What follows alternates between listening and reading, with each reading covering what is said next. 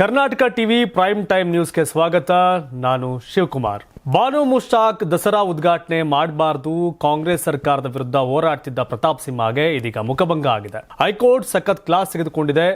CM ಎದುರು DK Shivakumar ಅವರು ಮಹಾಭಾರತದ ದೃಶ್ಯವನ್ನ ವರ್ಣಿಸಿ ಗಮನ ಸೆಳೆದ್ರೆ, ಸಿದ್ದರಾಮಯ್ಯ ತಮ್ಮ ಕುರುಬ ಸಮುದಾಯಕ್ಕೆ ಎಸ್ಟಿ ಮೀಸಲಾತಿ ಕೊಡಿಸುವ ಪ್ರಯತ್ನ ಮಾಡ್ತಿದ್ದಾರೆ. ರೆಬೆಲ್ ಶಾಸಕ ಬಸನಗೌಡ ಪಾಟೀಲ್ ಯತ್ನಾಳ್ ಮೇಲೆ ಮತ್ತೊಂದು ಎಫ್ಐಆರ್ ದಾಖಲಾಗಿದೆ. ನಾಡಹಬ್ಬ ದಸರಾವನ್ನ ಬಾನು ಮುಷ್ತಾಕ್ ಅವರು ಉದ್ಘಾಟನೆ ಮಾಡೋದನ್ನ ಯಾರಿಂದಲೂ ತಪ್ಪಿಸಲು ಸಾಧ್ಯವಿಲ್ಲ. ಯಾಕಂದ್ರೆ ಮೈಸೂರು ಮಾಜಿ ಸಂಸದ ಪ್ರತಾಪ್ ಸಿಂಹ ಹೈಕೋರ್ಟ್ಗೆ ಸಲ್ಲಿಸಿದ ಅರ್ಜಿಯನ್ನ ಇದೀಗ ವಜಾಗೊಳಿಸಲಾಗಿದೆ. ದಸರಾ ಉದ್ಘಾಟಕರಾಗಿ ಬಾನು ಮುಷ್ತಾಕ್ಗೆ ನೀಡಿದ್ದ ಆಹ್ವಾನವನ್ನ ಹಿಂಪಡೆಯುವಂತೆ ರಾಜ್ಯ ಸರ್ಕಾರಕ್ಕೆ ನಿರ್ದೇಶನ ನೀಡಿ ಅಂತ PIL ಅರ್ಜಿ ಸಲ್ಲಿಸಲಾಗಿತ್ತು. ಬಾನು ಮುಷ್ತಾಕ್ ಹಿಂದೂ ವಿರೋಧಿ, ಕನ್ನಡ ವಿರೋಧಿ ಹೇಳಿಕೆ ನೀಡಿದ್ದಾರೆ ಅಂತ ಪ್ರತಾಪ್ ಸಿಂಹ ಪರ ವಕೀಲ ಸುದರ್ಶನ್ ವಾದ ಮಂಡಿಸಿದ್ರು. ಇದಕ್ಕೆ ಹೈಕೋರ್ಟ್, ಇಲ್ಲಿ ನಿಮ್ಮ ಯಾವ ಹಕ್ಕನ್ನ ಕಿತ್ತುಕೊಳ್ಳಲಾಗಿದೆ, ದಸರಾ ಉದ್ಘಾಟನೆ ವಿಚಾರದಲ್ಲಿ ಯಾವುದೇ ಹಕ್ಕು ಉಲ್ಲಂಘನೆ ಆಗಿರೋದು ಕಂಡು ಬಂದಿಲ್ಲ ಅಂತ ಕೋರ್ಟ್ ತಿಳಿಸಿದೆ. ಪೂಜಾರಿಯ ಪೂಜೆಯ ಹಕ್ಕನ್ನ ಕಿತ್ತುಕೊಂಡಿದ್ದರೆ ಪ್ರಶ್ನಿಸಬಹುದು, ವ್ಯಕ್ತಿಯ ಆಸ್ತಿಯನ್ನ ಕಿತ್ತುಕೊಂಡಿದ್ದರೆ ಪ್ರಶ್ನಿಸಬಹುದು, ಆದರೆ ಇಲ್ಲಿ ನಿಮ್ಮ ಯಾವ ಹಕ್ಕನ್ನ ಕಿತ್ತುಕೊಳ್ಳಲಾಗಿದೆ ಅಂತ CJ ಪ್ರಶ್ನಿಸಿದ್ರು. ಹೀಗಾಗಿ PIL ಅರ್ಜಿಯನ್ನ ತಿರಸ್ಕರಿಸಲಾಗಿದೆ ಅಂತ ಕೋರ್ಟ್ ಹೇಳ್ತು. ಹೈಕೋರ್ಟ್ನಲ್ಲಿ ಅರ್ಜಿ ವಜಾಗೊಳಿಸಿದ್ದಕ್ಕೆ ಪ್ರತಾಪ್ ಸಿಂಹ ಟ್ವೀಟ್ ಮೂಲಕ ಅಸಮಾಧಾನ ಹೊರಹಾಕಿದ್ದಾರೆ. ಈ ಭಾಷಣವನ್ನ ಕೋರ್ಟ್ನ ಮುಂದಿಟ್ಟಿದ್ದೆವು. ಇದಕ್ಕೆ ಅಭಿವ್ಯಕ್ತಿ ಸ್ವಾತಂತ್ರ್ಯದಲ್ಲಿ ಅವಕಾಶವಿದೆ ಎನ್ನುವುದಾದರೆ, ಇದು ಹಿಂದೂ ದೇವತೆ ಮತ್ತು ಹಿಂದೂ ಸಂಸ್ಕೃತಿಯ ಅಂಗವಾಗಿರುವ ಅರಿಶಿನ ಕುಂಕುಮದ ಮೇಲಿನ ದ್ವೇಷವಲ್ಲ ಎನ್ನುವುದಾದರೆ, ನಮ್ಮ ನಾಯಕರ ವಿರುದ್ಧ ಸಿದ್ದರಾಮಯ್ಯ ಸರ್ಕಾರ ಹಾಕಿರ್ತಕ್ಕಂಥ ಬಹಳಷ್ಟು FIRಗಳನ್ನು ಕೂಡಲೇ ರದ್ದುಗೊಳಿಸಬೇಕಾಗುತ್ತದೆ ಅಂತ ಆಗ್ರಹ ಮಾಡಿದ್ದಾರೆ. ಇದೇ ವಿಚಾರವಾಗಿ DCM DK ಶಿವಕುಮಾರ್ ಕೂಡ ಮಾತನಾಡಿದ್ದು, ಬಿಜೆಪಿಗರ ವಿರುದ್ಧ ಗುಡುಗಿದ್ದಾರೆ. ನಾವು ಸಂವಿಧಾನಬದ್ಧವಾದ ನಿರ್ಧಾರವನ್ನೇ ಮಾಡಿಕೊಂಡು ಬಂದಿದ್ದೇವೆ. ಸಂವಿಧಾನವನ್ನ ಪ್ರತಾಪ್ ಸಿಂಹ ಮತ್ತು ಬಿಜೆಪಿಯವರು ಸರಿಯಾಗಿ ಓದಲಿ, ಆಗ ನಿಮಗೆ ಏನೇನು ಹಕ್ಕು ಇದೆ ಅಂತ ಅರ್ಥ ಆಗುತ್ತದೆ. ಪಾಪ ಅವನಿಗೆ ಪಾರ್ಟಿಯಲ್ಲಿ ಟಿಕೆಟ್ ಕೊಡಲಿಲ್ಲ, ನಾನು ರಾಜಕೀಯದಲ್ಲಿ ಬದುಕಿರಬೇಕು ಅಂತ ಇಂತಹ ಕೆಲಸ ಮಾಡ್ತಿದ್ದಾರೆ, ಅವರಿಗೆ ಒಳ್ಳೆಯದಾಗಲಿ ಅಂತ DK ಶಿವಕುಮಾರ್ ವ್ಯಂಗ್ಯವಾಡಿದ್ದಾರೆ. ಮೈಸೂರು ದಸರಾ ಉದ್ಘಾಟನೆ ವಿಷಯ ಬಂದಾಗ ನಿಸಾರ್ ಅಹಮದ್ ಮಾಡಿದ್ರು, ಆಗ್ಯಾಕೆ ವಿರೋಧ ಇಲ್ಲ, ಈಗ್ಯಾಕೆ ವಿರೋಧ ಅಂತ ಕಾಂಗ್ರೆಸ್ನವರು ಬಿಜೆಪಿಗರನ್ನ ಪ್ರಶ್ನೆ ಮಾಡ್ತಿದ್ದಾರೆ. ಯಾರ್ಯಾರು ಬಾನು ಮುಷ್ತಾಕ್ರನ್ನ ವಿರೋಧ ಮಾಡ್ತಿದ್ದಾರೆ ಆ ಸಂಬಂಧಪಟ್ಟಾಗೆ. ಅಷ್ಟಕ್ಕೂ ಬಾನು ಮುಷ್ತಾಕ್ ಮಾಡಿದ್ದೇನು ಅಂದರೆ, ಈ ಹಿಂದೆ ಅವರು ಭಾಷಣ ಮಾಡುವಾಗ ತಾಯಿ ಭುವನೇಶ್ವರಿ ಅಂದರೆ ಕನ್ನಡದ ಬಾವುಟ ಅರಿಶಿನ ಕೆಂಪು ಅನ್ನ ಹಾಕಿ ಭುವನೇಶ್ವರಿ ಅಂತ ಕರೆದು ನಮ್ಮನ್ನು ಹೊರಗಿಟ್ಟಿರಿ, ಅಂದರೆ ಈ ದೇವತೆ ಅನ್ನೋ ಥರ ಮಾಡಿ, ಅರ್ಶಿನ ಕುಂಕುಮ ಅಂತ ಥರ ಮಾಡಿ ನಮ್ಮ ಸಮುದಾಯವನ್ನು ಹೊರಗಡೆ ಇಟ್ರಿ ಅನ್ನೋದು, ನಮ್ಮನ್ನು ಹೊರಗಡೆ ಇಟ್ರಿ ಅಂತ ಹೇಳಿದ್ರು. ಅಂದರೆ ಅರಿಶಿನ ಕುಂಕುಮ ಅದು ಹಿಂದೂ ಧರ್ಮದ್ದು, ಭುವನೇಶ್ವರಿ ಅನ್ನೋದು ದೇವತೆ, ಇವೆಲ್ಲ ಬರೋದು ಹಿಂದೂ ಧರ್ಮದಲ್ಲಿ. ಮುಸಲ್ಮಾನ ಸಮುದಾಯಕ್ಕೆ ಸೇರಿದಂಥ ಬಾನು ಮುಷ್ತಾಕ್ರು ಇದ್ರ ಬಗ್ಗೆ ಆಕ್ಷೇಪ ಇತ್ತು. ಆದರೆ ಈ ರೀತಿ ಅರ್ಶಿನ ಕುಂಕುಮಕ್ಕೆ, ಭುವನೇಶ್ವರಿ ಅನ್ನೋದಕ್ಕೆ ವಿರೋಧವನ್ನು ವ್ಯಕ್ತಪಡಿಸಿದ್ರಿ. ಈಗ ಯಾವ ಮುಖ ಇಟ್ಕೊಂಡು ಬಂದು ನೀವು ಉದ್ಘಾಟನೆ ಮಾಡೋಕೆ ಒಪ್ಕೊಂಡಿದ್ರಿ, ನೀವೇ ಹಿಂದಕ್ಕೆ ಹೋಗಿ ಅನ್ನೋದು ಬಿಜೆಪಿಗರ ವಾದ ಆಗಿತ್ತು. ಅಥವಾ ಅರಿಶಿನ ಕುಂಕುಮವನ್ನು ಇಟ್ಟು ಹೂವನ್ನು ಮುಡಿದು ಬಂದು ಈ ಒಂದು ದಸರಾವನ್ನು ಉದ್ಘಾಟನೆ ಮಾಡಿ ಅನ್ನೋದು ಬಿಜೆಪಿಗರ ವಾದ. ಅಂದರೆ ಅರಿಶಿನ ಕುಂಕುಮದ ಬಣ್ಣ ಇದೆ, ಹಳದಿ ಕೆಂಪು ಇದೆ ಅನ್ನೋ ಕಾರಣಕ್ಕೇನೆ, ಭುವನೇಶ್ವರಿ ಅಂತ ಹೆಸರಿಟ್ಟಿದ್ದೀರಿ ಅನ್ನೋ ಕಾರಣಕ್ಕೇನೆ ನಮ್ಮನ್ನು ಹೊರಗಡೆ ಇಟ್ಟಿದ್ದೀರಿ ಅಂತ ಹೇಳಿದಂಥ ಮುಷ್ತಾಕ್ರಿಗೆ ಈಗ ಯಾವ ನೈತಿಕತೆ ಇದೆ ದಸರಾ ಉದ್ಘಾಟನೆ ಮಾಡಲಿಕ್ಕೆ? ಬಿಕಾಸ್ ಆಫ್ ಇಲ್ಲಿ ಅರಿಶಿನ ಕುಂಕುಮ ಇದೆ ಚಾಮುಂಡೇಶ್ವರಿಗೆ, ತಾಯಿ ಚಾಮುಂಡೇಶ್ವರಿಗೆ. ಈಗ ಯಾಕೆ ಒಪ್ಕೊಂಡಿದ್ದೀರಿ, ಈಗಲೂ ವಾಪಸ್ ಹೋಗಿ ಅನ್ನೋದು ಇವರೆಲ್ಲರೂ ವಾದ ಆಗಿತ್ತು. ಆದರೆ ಅದನ್ನು ಬದಲಾಯಿಸ್ಕೊಂಡಿದ್ದಾರೆ ಈಗ ಅವರು. ಇಲ್ಲ ಇಲ್ಲ ಇಲ್ಲ ನಾನು ಉದ್ಘಾಟನೆ ಮಾಡ್ತೀನಿ ಅಂತ. ಅಂದರೆ ಈ ಹಿಂದೆ ಬಾನು ಮುಷ್ತಾಕ್ರು ಏನು ಆಕ್ಷೇಪ ವ್ಯಕ್ತಪಡಿಸಿದ್ರು, ಅರಿಶಿನ ಕುಂಕುಮ, ಹಳದಿ ಕೆಂಪು, ಭುವನೇಶ್ವರಿ ಅನ್ನೋದಕ್ಕೆ ಆಕ್ಷೇಪ ವ್ಯಕ್ತಪಡಿಸಿದ್ರು, ಈಗ ಅದನ್ನು ಬಿಟ್ಟು ಬಂದು ತಾಯಿ ಭುವನೇಶ್ವರಿಯ ಈ ದಸರಾ ಉದ್ಘಾಟನೆಯನ್ನು ಮಾಡಲಿಕ್ಕೆ ರೆಡಿಯಾಗಿದ್ದಾರೆ. ಈ ಮೂಲಕ ಈ ಸಂಪ್ರದಾಯವನ್ನು, ಈ ವ್ಯವಸ್ಥೆಯನ್ನು ಒಪ್ಕೊಂಡಿದ್ದೀನಿ ಅಂತ ಅವರೇ ಹೇಳ್ತಿದ್ದಾರೆ. ಒಪ್ಕೊಂಡ್ಮೇಲೆ ಬಿಟ್ಬಿಡ್ಬೇಕು ಅಂತ ಕಾಂಗ್ರೆಸ್ ಅವರು ಹೇಳೋದು, ನಿಮ್ದೇನು ತಂಟೆ ತಕರಾರು ಅಂತ. ಸೊ ಕೋರ್ಟ್ ಕೂಡ ಹೇಳಿದೆ, ಯಾವ ಹಕ್ಕು ಕೂಡ ಇಲ್ಲಿ ಉಲ್ಲಂಘನೆ ಆಗಿಲ್ಲ ಅಂತ PIL ಅನ್ನು ವಜಾ ಮಾಡಿದೆ. ಆದರೆ ಪ್ರತಾಪ್ ಸಿಂಹ ನೀವು ಹಂಗ ತಪ್ಪೇ ಇಲ್ಲ ಅದು ಅನ್ನೋದಾದ್ರೆ, ನಮ್ಮ ಹಿಂದೂ ನಾಯಕರ ಮೇಲೆ FIRಗಳು ಹಾಕಿದಾರಲ್ಲ ಅದನ್ನು ರದ್ದು ಮಾಡಿ ಅಂತ ಕೇಳ್ತಿದ್ದಾರೆ. Never ever. ಹಿಂದೂ ನಾಯಕರ ಮೇಲೆ ಆಗ್ತಂಥ FIRಗಳನ್ನ ಬಿಜೆಪಿಯವರು ಬಂದಾಗ ರದ್ದು ಮಾಡ್ತಾರೆ. ಬಿಜೆಪಿ ಸರ್ಕಾರ ಬಂದಾಗ ಏನು PFIO STPI ಮೇಲೆ ಆಗ್ತಂಥ ಕೇಸ್ಗಳನ್ನ ಕಾಂಗ್ರೆಸ್ ಬಂದಾಗ ರದ್ದು ಮಾಡ್ತಾರೆ. ಸೊ ಹಾಗಾಗಿ ಕಾಂಗ್ರೆಸ್ ಸರ್ಕಾರ ಇರೋವರೆಗೂ ಬಿಜೆಪಿ ನಾಯಕರ ಮೇಲೆ FIRಗಳು ರದ್ದಾಗಲ್ಲ. ಬಿಜೆಪಿ ಸರ್ಕಾರ ಬಂದ್ಮೇಲೆ ರದ್ದು ಮಾಡ್ಕೋಬೇಕು. ಅದು ಕಾಮನ್ ರಾಜಕಾರಣ ಆಗ್ಬಿಟ್ಟಿದೆ ಕರ್ನಾಟಕದಲ್ಲಿ, ಏನೂ ಮಾಡೋಕ್ಕಾಗಲ್ಲ. 2025 ನವೆಂಬರ್ಗೆ ರಾಜ್ಯ ಕಾಂಗ್ರೆಸ್ ಸರ್ಕಾರ 2.5 ವರ್ಷ ಪೂರೈಸುತ್ತಿದೆ. ಸಿಎಂ ಬದಲಾವಣೆ ಕೂಗು ಪರೋಕ್ಷವಾಗಿ ಮತ್ತೆ ಮುನ್ನೆಲೆಗೆ ಬಂದಿದೆ. ಉಪಮುಖ್ಯಮಂತ್ರಿ ಡಿಕೆ ಶಿವಕುಮಾರ್ ಮನದಲ್ಲಿ ಸಿಎಂ ಆಗುವ ಆಸೆ ಇನ್ನೂ ಇದೆ ಅನ್ನೋದು ಬಹಿರಂಗವಾಗಿದೆ. ವಿಧಾನಸೌಧದ ಬ್ಯಾಂಕ್ವೆಟ್ ಹಾಲ್ನಲ್ಲಿ ನಡೆದ ಪ್ರಜಾಪ್ರಭುತ್ವ ದಿನಾಚರಣೆ ಕಾರ್ಯಕ್ರಮದಲ್ಲಿ ಮಹಾಭಾರತ ಉಲ್ಲೇಖಿಸುವ ಮೂಲಕ ಸಿಎಂ ಅಂಡ್ ಟೀಮ್ಗೆ ಡಿಕೆ ಶಿವಕುಮಾರ್ ಟಾಂಗ್ ಕೊಟ್ಟಿದ್ದಾರೆ. ಅರ್ಜುನನಿಗೆ ಕೃಷ್ಣ ಹೇಳ್ತಾನೆ, 100 ಜನ ನಿನ್ನ ಹೊಡೆಯಬಹುದು, ನಿನ್ನ ಮೇಲೆ ಬಿಲ್ಲು ಎಸೆಯಬಹುದು, ಆದರೆ ನಿನ್ನನ್ನು ರಕ್ಷಣೆ ಮಾಡೋಕೆ ಯಾರಾದರೂ ಒಬ್ಬರು ಇರ್ತಾರೆ ಅಂತ ಹೇಳಿದ್ದ. ಕೊಲ್ಲಲು 100 ಜನ ಇದ್ರೂ ಕಾಯುವವನು ಒಬ್ಬ ಇರ್ತಾನೆ. ಈಗಿನ ರಾಜಕಾರಣಿಗಳು ಅಂತಿಮವಾಗಿ ಏನೇ ಮಾಡಿದ್ರು ಅವರನ್ನು ಬದಲಾಯಿಸುವ ಅಧಿಕಾರ ನಿಮ್ಮ ಬೆರಳ ತುದಿಯಲ್ಲೇ ಇದೆ ಅಂತ ಸಿದ್ದು ಎದುರು ಡಿಕೆ ಶಿವಕುಮಾರ್ ಹೇಳಿದ್ದಾರೆ. ದಿಲ್ಲಿಯಲ್ಲೇ ನಾನೇ ಪೂರ್ಣಾವಧಿ ಸಿಎಂ ಅಂತ ಸಿದ್ದು ಹೇಳಿದ್ರು ಈ ಹಿಂದೆ. ಆದರೂ ಡಿಕೆ ಶಿವಕುಮಾರ್ ಸಿಎಂ ಆಗುವ ಕನಸನ್ನು ಮಾತ್ರ ಬಿಟ್ಟಿಲ್ಲ. 2.5 ವರ್ಷದ ಬಳಿಕ ಅಧಿಕಾರ ಹಂಚಿಕೆ ಅನ್ನುವ ಅಲಿಖಿತ ನಿಯಮ ಮಾಡಿಕೊಳ್ಳಲಾಗಿತ್ತಂತೆ. ಅದರಂತೆ ಸಿಎಂ ಆಗಲೇಬೇಕೆಂದು ಡಿಕೆ ಶಿವಕುಮಾರ್ ಶತಪ್ರಯತ್ನ ಮಾಡ್ತಿದ್ದಾರೆ. ಹೀಗಾಗಿ ಹಿಂದೆ ಬಹಳಷ್ಟು ಬಾರಿ ಹೇಳಿದರು, ಹೈಕಮಾಂಡ್ ನಮಗೆ ದೇಗುಲ ಇದ್ದಂಗೆ ಅಲ್ಲಿ ಪ್ರಾರ್ಥನೆ ಮಾಡಿ ಬರ್ತೀನಿ ಅಂತ. ಸೊ ಹೈಕಮಾಂಡ್ನ ನಂಬಿ ಕೂತಿರ್ತಕ್ಕಂಥ ಡಿ ಕೆ ಶಿವಕುಮಾರ್ ನವೆಂಬರ್ಗೆ ಮುಖ್ಯಮಂತ್ರಿ ಆಗ್ತೀರೋ ಅನ್ನೋ ವಿಶ್ವಾಸದಲ್ಲಿದ್ದಾರೆ. ಆದರೆ ನಾವು ಬಿಟ್ಟರೆ ತಾನೇ ನೀವು ತಗೊಳ್ಳೋದು ಅನ್ನೋದು ಸಿದ್ದರಾಮಯ್ಯನವರ ಕಡೆಯವರ ಮಾತು. ಹಾಗಾಗಿ ಸಂಘರ್ಷ. ಯಾರ್ಯಾರು ಸಿದ್ದರಾಮಯ್ಯ ಪರವಾಗಿ ಮಾತನಾಡ್ತಿದ್ರೋ ಈಗ ಅವರ ಬಾಯಿಗೆ ಬೀಗ ಹಾಕಲಾಗಿದೆ. ರಾಜಣ್ಣ ಮಂತ್ರಿ ಸ್ಥಾನವನ್ನು ಕಳ್ಕೊಂಡಿದ್ದಾರೆ. ಸತೀಶ್ ಜಾರಕಿಹೊಳಿ ಸೈಲೆಂಟ್ ಆಗಿದ್ದಾರೆ. ಇತ್ತ ಕಡೆ ಡಿ ಕೆ ಶಿವಕುಮಾರ್ ಪರವಾಗಿ ಮಾತನಾಡಿದ್ರು ಕೂಡ ಸೈಲೆಂಟ್ ಆಗಿದ್ದಾರೆ. ಮಲ್ಲಿಕಾರ್ಜುನ್ ಖರ್ಗೆ ಅವರು ಆ ಮೌನವ್ರತವನ್ನು ಮಾಡುವಂತೆ ಆದೇಶ ಕೊಟ್ಟಿದ್ದಾರೆ. ಹಾಗಾಗಿ ಅವ್ರು ಹೇಳಿದಂಗೆ ಕೇಳ್ತೀನಿ ಅಂತ ಹೇಳಿದರು ಈ ಹಿಂದೆ D K Shivakumar. So Bihar ಚುನಾವಣೆಯ ನಂತರ ಇದು ಮುನ್ನೆಲೆಗೆ ಬರಬಹುದು. ಅದೇನೇ ಆಗಲಿ, ನವೆಂಬರ್ ನಂತರ ಮುಖ್ಯಮಂತ್ರಿ ನಾನೇ ಅನ್ನುವಂಥ ಡಿ ಕೆ ಶಿವಕುಮಾರ್ ಅವರ ನಂಬಿಕೆ ಈಡೇರುತ್ತಾ ಹುಸಿ ಆಗುತ್ತಾ ಅನ್ನೋದೆಲ್ಲ ಗೊತ್ತಾಗುತ್ತೆ. ಇನ್ನು ಕೆಲವೇ ದಿನಗಳ ಬಾಕಿ. ರಾಜಣ್ಣ ಹೇಳೋರು ಸೆಪ್ಟೆಂಬರ್ ಕ್ರಾಂತಿ ಅಂತ. ಅದೇನು ಕ್ರಾಂತಿ ಆಗುತ್ತೆ ಅಂತ ಕಾದು ನೋಡಬೇಕು. ರಾಜ್ಯದಲ್ಲಿ ಮೀಸಲಾತಿ ರಾಜಕಾರಣ ಮತ್ತೊಂದು ತಿರುವನ್ನು ಪಡೆಯುತ್ತಿದೆ. ಇತ್ತೀಚೆಗೆ ಎಸ್ಸಿ ಒಳ ಮೀಸಲಾತಿ ಜಾರಿಗೆ ಸಂಬಂಧಿಸಿದಂತೆ ಉಂಟಾದ ವಿವಾದಗಳು ತಣ್ಣಗಾಗಿಲ್ಲ. ಮುಖ್ಯಮಂತ್ರಿ ಸಿದ್ದರಾಮಯ್ಯ ಅವರು ನಮ್ಮ ಸಮುದಾಯವಾದ ಕುರುಬ ಸಮುದಾಯವನ್ನ ಪರಿಶಿಷ್ಟ ಪಂಗಡ ಎಸ್ಟಿ ಪಟ್ಟಿಗೆ ಸೇರ್ಪಡಿಸುವ ನಿರ್ಧಾರ ತೆಗೆದುಕೊಳ್ಳಲು ಮುಂದಾಗಿದ್ದಾರೆ. ಈಗಾಗಲೇ ಪರಿಶಿಷ್ಟ ಜಾತಿಯ ಮೀಸಲಾತಿ ಪರಿಷ್ಕರಣೆಯನ್ನ ಮಾಡಿ ಮುಗಿಸಿದೆ. ಪರಿಶಿಷ್ಟ ಜಾತಿಯ ಎಲ್ಲ 101 ಜಾತಿಗಳನ್ನು 3 ವರ್ಗಗಳಾಗಿ ವಿಂಗಡಿಸಿ ಒಳ ಮೀಸಲಾತಿ ನೀಡಿದೆ. ಆದರೆ ಇದಕ್ಕೆ ಲಂಬಾಣಿ, ಬೋವಿ, ಕೊರಮ ಮತ್ತು ಕೊರಚ ಸಮುದಾಯಗಳು ಮಾತ್ರ ತೀವ್ರ ವಿರೋಧವನ್ನ ವ್ಯಕ್ತಪಡಿಸುತ್ತಿವೆ. ಪರಿಶಿಷ್ಟ ಪಂಗಡಗಳ ಕಲ್ಯಾಣ ಇಲಾಖೆ ಕಾರ್ಯದರ್ಶಿಗಳು ಸೆಪ್ಟೆಂಬರ್ 16ರಂದು ಬೆಂಗಳೂರು ಬಹುಮಹಡಿ ಕಟ್ಟಡದಲ್ಲಿ ಮಹತ್ವದ ಸಭೆಯನ್ನು ಕರೆದಿದ್ರು. ಈ ಸಭೆಗೆ ಸಂಬಂಧಿಸಿದ ಸೂಚನಾ ಪತ್ರವನ್ನು ಇಲಾಖೆಯ ಉನ್ನತಾಧಿಕಾರಿಗಳಿಗೆ ಈಗಾಗಲೇ ಕಳಿಸಲಾಗಿದೆ.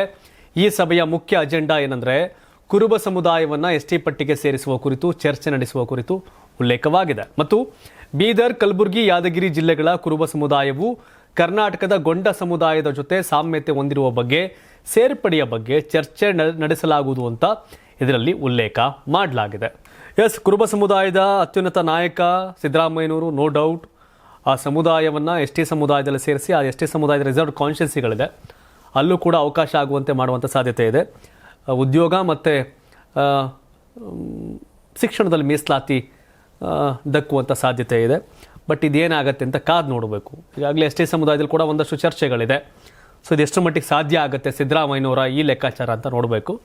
ಸೊ ಕುರುಬ ಸಮುದಾಯ ಒಂದು ವೇಳೆ ಎಸ್ಟಿಗೆ ಸೇರಿದರೆ ಆ ಎಸ್ಟಿಗೆ ಸಿಗ್ತಾ ಇರ್ತಕ್ಕಂಥ ಏನು ಮೀಸಲಾತಿ ಲಾಭ ಇದೆ ಅದು ಕುರುಬ ಸಮುದಾಯಕ್ಕೆ ಸಿಗುತ್ತೆ.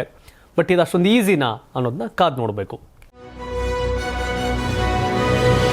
ವಾಲ್ಮೀಕಿ ನಿಗಮದಲ್ಲಿ ನಡೆದಿದೆ ಎನ್ನಲಾದ ಹಗರಣಕ್ಕೆ ಸಿಬಿಐ ಎಂಟ್ರಿ ಆಗಿದೆ. ಬಳ್ಳಾರಿ ಬಿಜೆಪಿ ಪಾಲಿಕೆ ಸದಸ್ಯ ಗೋವಿಂದ್ ಮನೆ ಮೇಲೆ ಸಿಬಿಐ ದಾಳಿ ಮಾಡಿದೆ. ನಗರದ ಗಾಂಧಿನಗರದಲ್ಲಿರ್ತಕ್ಕಂಥ ನಿವಾಸಕ್ಕೆ ಸಿಬಿಐ ತಂಡ ಎಂಟ್ರಿ ಕೊಟ್ಟಿದ್ದು ಮಹತ್ವದ ದಾಖಲೆಗಳನ್ನು ವಶಪಡಿಸಿಕೊಂಡಿದೆ.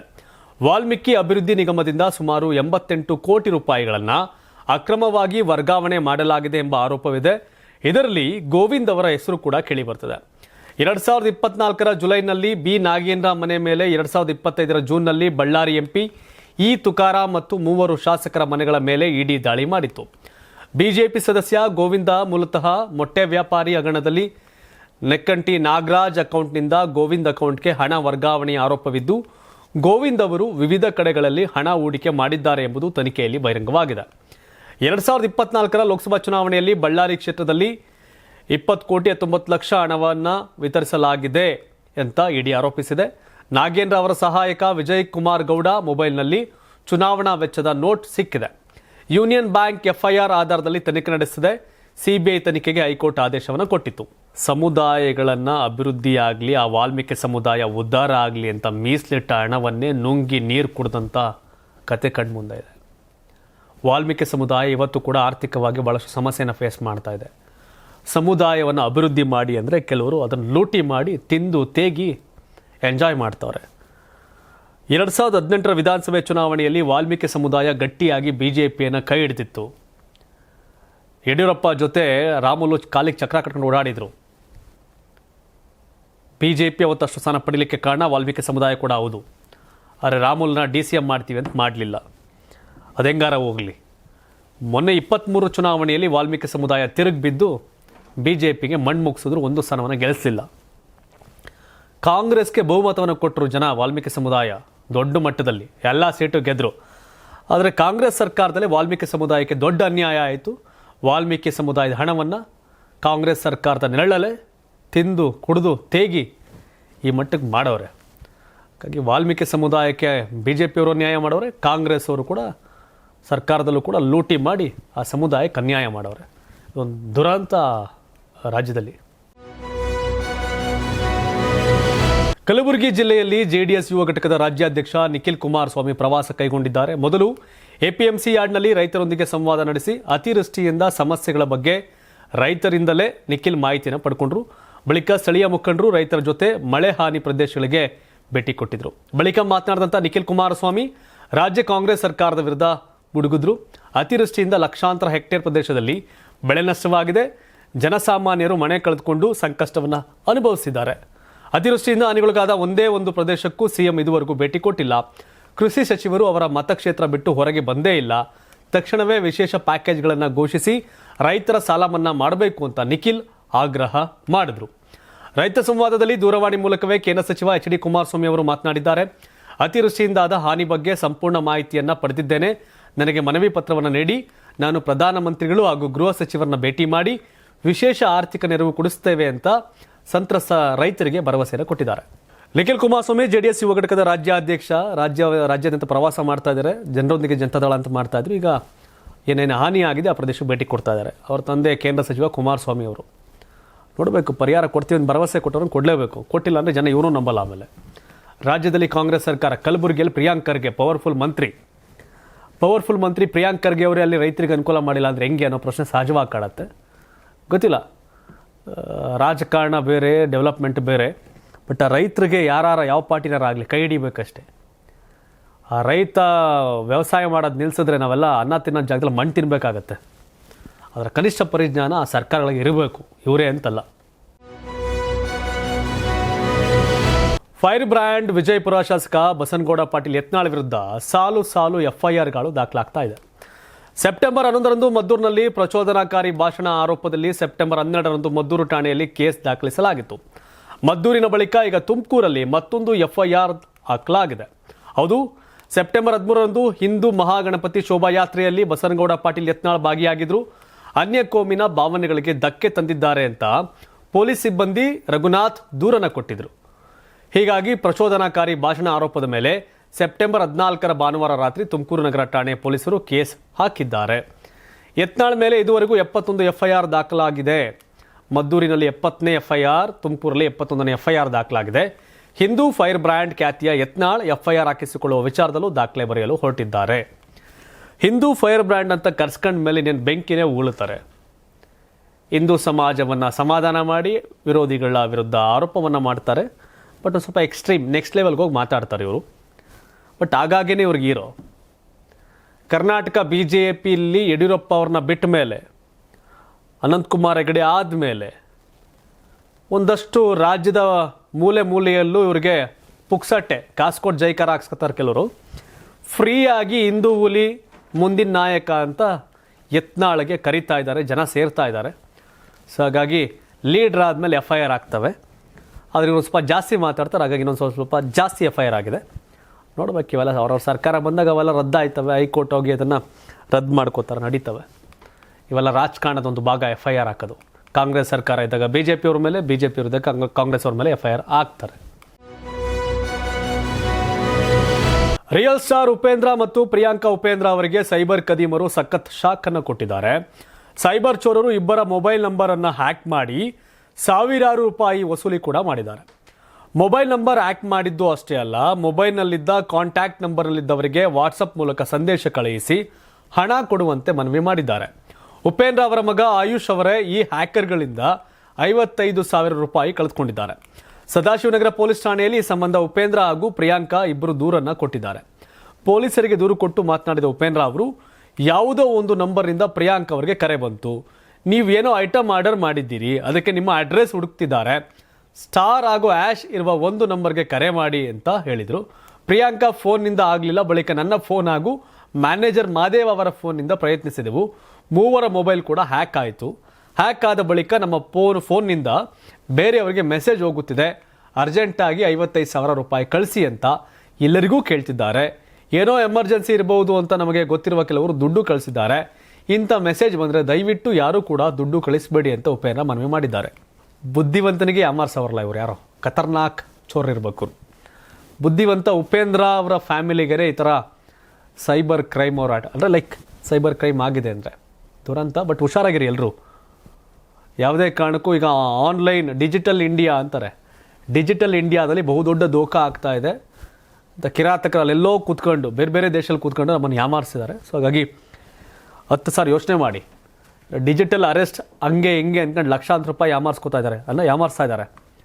ಹಾಗಾಗಿ ಸ್ವಲ್ಪ ಹುಷಾರಾಗಿರಿ. ಯಾರು ಕೇಳಿದ್ರೆ ಜಪ್ಪಯ್ಯ ಅಂದ್ರೆ ಕಳಿಸ್ಬೇಡಿ ಹಣನ. ಡಾಕ್ಟರ್ ರಾಜ್ಕುಮಾರ್, ಪುನೀತ್ ರಾಜ್ಕುಮಾರ್, ಡಾಕ್ಟರ್ ವಿಷ್ಣುವರ್ಧನ್ ಹಾಗೂ ಬಿ ಸರೋಜಾದೇವಿ ಅವರಿಗೆ ಕರ್ನಾಟಕ ರತ್ನ ಗೌರವ ಸಿಕ್ಕಿದೆ. ಈ ರತ್ನಗಳ ಸಾಲಿಗೆ ರೆಬಲ್ ಸ್ಟಾರ್ ಅಂಬರೀಷ್ ಕೂಡ ಸೇರಬೇಕು ಅನ್ನೋ ಕೂಗು ಜೋರಾಗಿದೆ. ಇತ್ತೀಚೆಗೆ ರಾಜ್ಯ ಸರ್ಕಾರ ಸಾಹಸ ಸಿಂಹ ವಿಷ್ಣುವರ್ಧನ್ ಹಾಗೂ ದಿವಂಗತ ಹಿರಿಯ ನಟಿ ಸರೋಜಾದೇವಿಗೆ ಮರಣೋತ್ತರ ಕರ್ನಾಟಕ ರತ್ನ ಗೌರವ ಘೋಷಣೆ ಮಾಡಿದೆ. ಇದರ ಬೆನ್ನಲ್ಲೇ ನಟಿ ತಾರಾ ಅನುರಾಧ ಅವರು ಉಪಮುಖ್ಯಮಂತ್ರಿ ಡಿ ಕೆ ಶಿವಕುಮಾರ್ ಅವರನ್ನ ಭೇಟಿಯಾಗಿ ಅಂಬರೀಷ್ ಅವರಿಗೂ ಕರ್ನಾಟಕ ರತ್ನ ನೀಡಬೇಕು ಅಂತ ಮನವಿ ಮಾಡಿದ್ದಾರೆ.